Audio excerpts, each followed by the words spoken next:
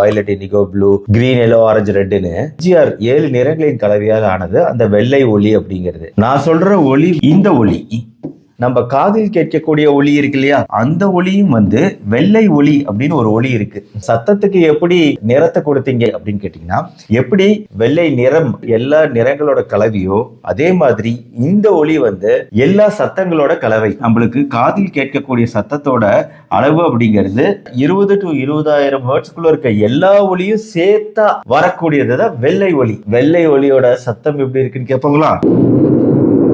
கடல் அலைகளோட சத்தம், வேகமான காற்றோட சத்தம் எல்லாமே கிட்டத்தட்ட இப்ப நீங்க கேட்ட சத்தம் மாதிரிதான் இருக்கு. சவுண்ட் மாஸ்கிங் அப்படிங்கிற முறையில இந்த சத்தத்தை ஓட விட்டோம்னா சுற்றுப்புறத்துல இருக்க சத்தம் கேட்காது. இது தூங்கும் போது தூக்கம் இல்லாம கஷ்டப்படுறவங்களுக்கு, தியானம் பண்றவங்களுக்கு இந்த வெள்ளை ஒளி பயன்படுத்தப்படுது. அவங்க செய்யற காரியம் எஃபெக்டிவா இருக்கிறது, தொந்தரவு இல்லாம பண்ண முடியும் அப்படிங்கிறது தான் இந்த வெள்ளை ஒளியோட உபயோகம்.